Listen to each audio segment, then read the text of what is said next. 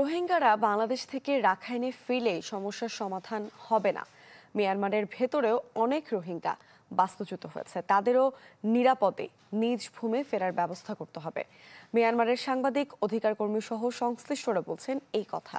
আর বাংলাদেশ বলেছে সমস্যা সমাধানে মিয়ানমার সরকার এবং আরাকান আর্মি দুই পক্ষের সাথেই আলোচনা চলমান। আশিকিন প্রিন্সের রিপোর্ট, ক্যামেরায় সুমন আহমেদ। RICL TMX, যুগের পর যুগ স্থাপনা থাকে মজবুত। নির্যাতনের শিকার হয়ে প্রায় ১৩ লাখ রোহিঙ্গা বাংলাদেশে এখন বসবাস করছে, যাদের প্রত্যাবাসনের চেষ্টা করা হচ্ছে বাংলাদেশের পক্ষ থেকে। রোহিঙ্গা সমস্যা নিয়ে চ্যানেল 24-এর সাথে কথা হয় মিয়ানমারের সাংবাদিক, ন্যাশনাল ইউনিটি সরকারের প্রতিনিধি সহ বিদেশে বসবাসরত রোহিঙ্গাদের সাথে। তারা বলছেন রোহিঙ্গা সমস্যাটি বহুমাত্রিক এবং জটিল। শুধুমাত্র নাগরিকত্ব বা প্রত্যাবাসন করলেই সমস্যার সমাধান হবে না বলে মত তাদের। সামষ্টিক পরিচয়ের জন্য রোহিঙ্গারা নির্যাতিত হচ্ছে।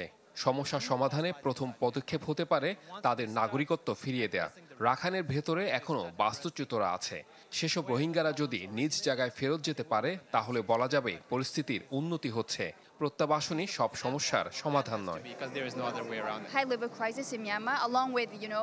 রাখাইনে একে অপরের বিরুদ্ধে অপপ্রচার চালিয়েছে, তাই সবার মধ্যে বিশ্বাস স্থাপন করতে হবে। 2021 সালের পর মিয়ানমারের মানুষ রোহিঙ্গা সম্পর্কে, তাদের দুর্দশা সম্পর্কে জানতে পারছে।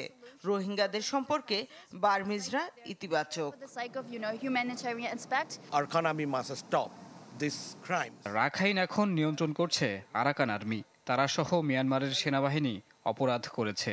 সমস্যা সমাধানে বাংলাদেশ সহ আন্তর্জাতিক সম্প্রদায়কে মিয়ানমার এবং আরাকান আর্মিকে চাপ দিতে হবে। আন্তর্জাতিক মানবাধিকার সংগঠন ফর্টিফাই রাইটস বলছে এই সমস্যা রোহিঙ্গাদেরই সমাধান করতে হবে।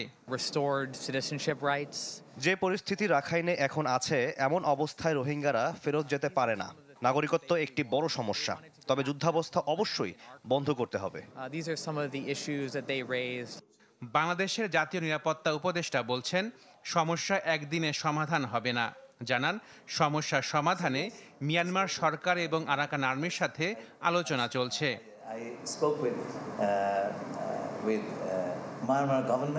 1,80,000 বাদে আরও অনেক রোহিঙ্গার ভেরিফিকেশন সম্পন্ন করেছে মিয়ানমার। দেশটির সরকার ঠিক করবে কারা নাগরিকত্ব পাবে।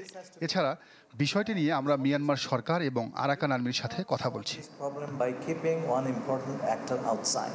রোহিঙ্গা সংকটটি আন্তর্জাতিক পরিসরে তুলে ধরার জন্য এ মাসে নিউ ইয়র্কে অনুষ্ঠিত হবে কনফারেন্স। এটি সফল হলে পরবর্তীতে কাতারেও আয়োজন করা হবে একটি আন্তর্জাতিক সম্মেলনের। Ashikin Prince, channel 24, Dhaka.